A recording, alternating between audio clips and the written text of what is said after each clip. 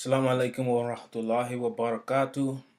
All praise is due to God, Allah, Almighty, Lord of all the worlds, the cherisher and the sustainer. That's a Muslim greeting.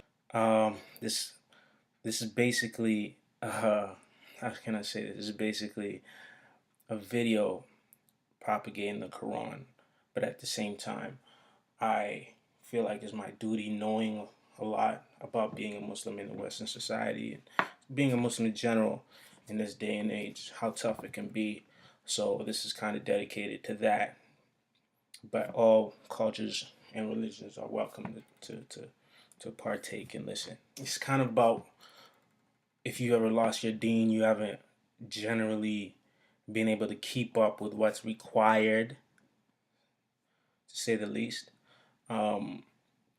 Because every once in a while, as a Muslim, your deen falls, it fails. You forget about it. It's something in the past, something that you and your dad maybe had between each other. You and your mom have had between each other, but it kind of falls away. Technically, this society can press you. Bills can press you. Anything can press you. Whether it's just entertainment, you try and keep up with the Joneses.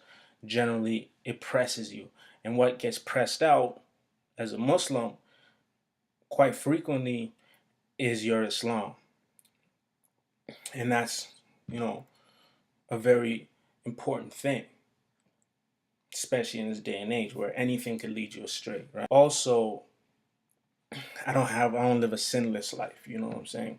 I tried to pray my 5 prayers, all that stuff like that, but technically speaking, I am not one to sit on some pedestal and point the finger and go back to my, perfect life where I don't, you know, I'm heaven sent basically. I'm not like that. I'm no sheikh or anything. I'm no imam. I'm not somebody who can sit there and point the finger and say, you haven't done this, you haven't done that. And to be honest, a little bit of my past is I wasn't the most observant Muslim. Even though I maintained my fast during the holy month of Ramadan, I was definitely keeping up with what was ever around me. I was playing basketball, going to parties, all that stuff. And I kept into, well into my 20s and stuff like that. Deep into my 20s, late 20s, I should say. And eventually kind of died down, alhamdulillah. So basically, that stuff is what I wanted to kind of like touch on and kind of go back to a Quranic verse. All that stuff puts a hold on your belief system. When you lose kind of your view of God, which is Islam for a Muslim, for us, it gets put on a hold when you chase all these other desires and all these other factors and stuff like that in life, right? I had to, in a sense, hold on to my religion like a running back would hold on to a football, trying not to fumble it through all these turbulence and all these situations, whether it's relationships, whether it's friendships, that aren't the most. Some of them are toxic. You just forget about your Islam, your Deen, and that's the thing. This is a very beautiful society, but also at the same time, these things of the dunya can literally push away some of the things of your Islam, your spiritual belief, your soul, basically, can really remove the cautionary things that you should worry about for protecting your soul. Because also another thing about being Muslim in this society is not everybody practices their religion the way you practice or you're required to practice. So it leads you away. You're like, oh, well, they're partying, they're having a good time. They're having a good time. They're not caring about going to masjid on Fridays. They're not caring about praying 5 times a day. They're not caring about fasting during Ramadan. They're not caring about these things. And that's the thing, as a Muslim, that kind of, you hear that little whisper in your ear, like, oh, come on, man. God's not going to send you to hell for having this one drink. And often there's worse things to do, right?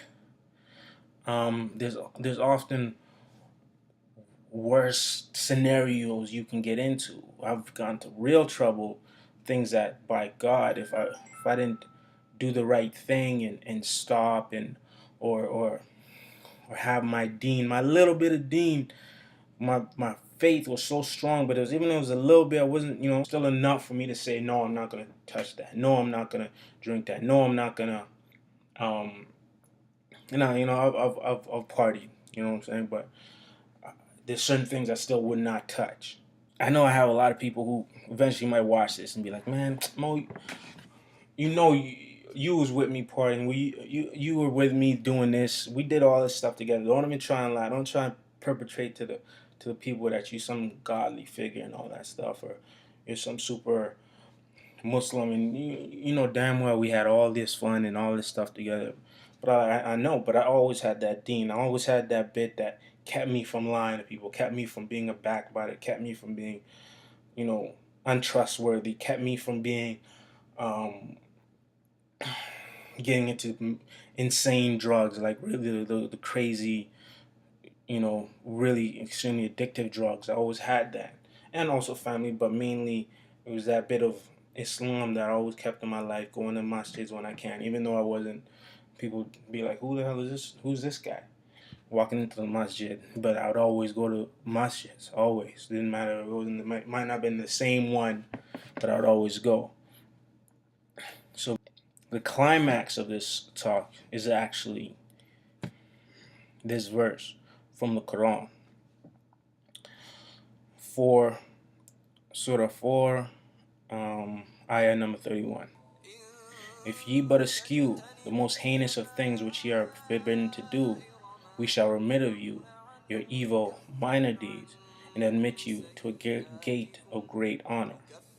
That kind of points to what I was saying before, because eventually you start to lose these things. You have to realize that Allah's mercy is extreme. It's past all bounds. The most merciful person you can point out on this earth, he's more merciful than that. That's why we say Bismillah ar-Rahim.